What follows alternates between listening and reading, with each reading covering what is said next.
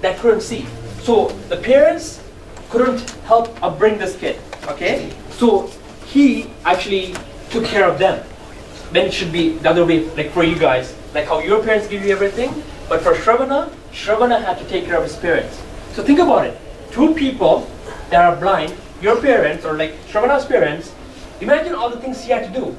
He had to bathe them, he had to wash them, he had to brush their teeth for them, he had to cook for them, he had to wash their clothes for them. I mean, come on, this guy, he was good, right? He was a really good son. Okay, so what happens? These two elderly people who are blind wanted to go on a pilgrimage. They wanted to go see the different temples in India. Okay, that people do that. Like even you probably know some people that do that. Yes. Right. That's a good point. The point is not physically seeing with their eyes.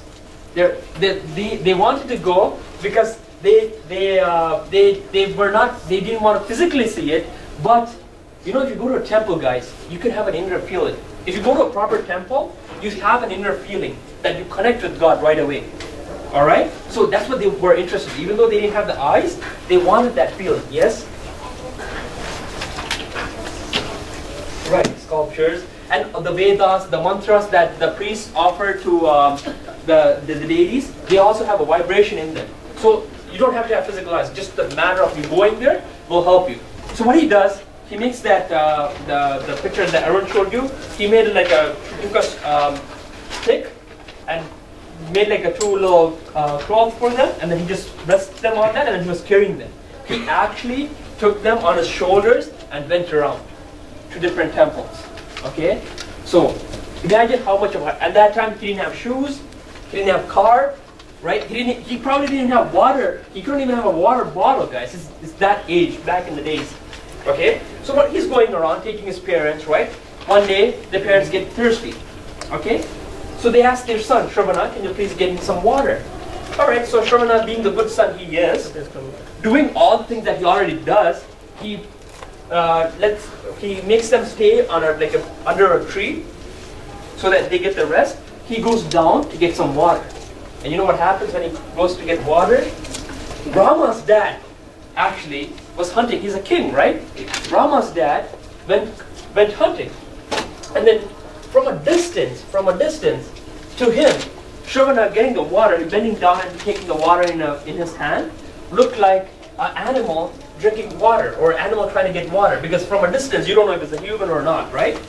So what, by accident, Rama's father, what he did was he aimed his arrow. You know how kings are, right? They can shoot this thing pretty nicely. They know what they're doing, all right? So he aims, he shoots, it strikes Shravana in the heart. Done. Right there. It goes in. It goes in. He didn't miss. Okay?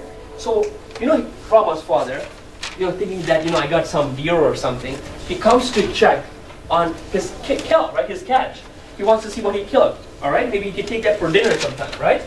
All right. So he comes down and he sees a little boy trying to get water for his parents. So you can imagine Shravana sitting down, like he's flat on the ground, blood coming out.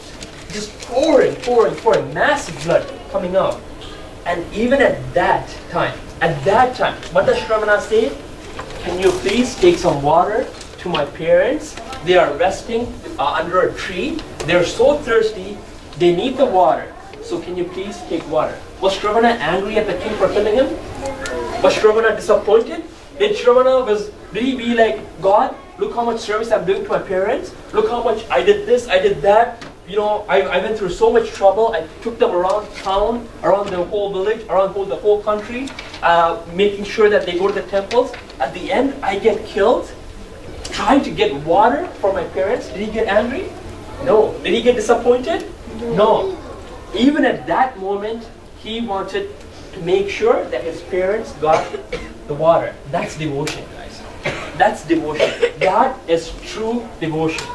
If every one of you here, you don't have to go to that extent, right? But at least if you don't give your parents any trouble, if you don't bother them in a way that, you know, they don't get mad at you, that itself is a great purpose. It's actually a spiritual prayer.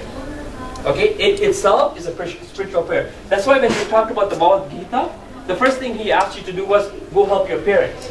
Because those are the people that you need to make sure you satisfy first, before God or anybody else. So what happens? Shravana dies. The king takes, as the person he killed asked him, he takes water to the parents. And the parents, they can't see, right? So they thought it was Shravana bringing the water. But the king actually explains to them that this is what happened. He ended up accidentally killing Shravana, right? So what does the king... what does the parents say? They're so devastated because they had such a nice kid. Nobody can ever have a kid like that, right? And to know that he died in an accident is the biggest a shock that they can get, right? So what they do, out of their agony, out of their anger, right? What they do, they curse Rama's father. Hence, the Ramayana takes place because of this curse. This curse is the one that sets the stage for the whole story of Ramayana. Okay? And they pass away, and Rama's dad goes back to his kingdom all sad and da-da-da-da-da. But the moral of the story is, one, you be good children to your parents. Especially after coming here, especially after learning Shravana. If you can't be good kids, trust me guys, you don't need to do daily prayers, you don't need to do anything else. If you are good kids to your parents, that itself is enough. And by the way, whose favorite story was Harichandra and Shravana? Do you remember whose favorite story was Shravana and Harichandra? Yes? No? Gandhi. Gandhi's favorite stories were this story, Shravana and Harichandra. And I'm guessing next week Sharanya will do Harichandra. Okay?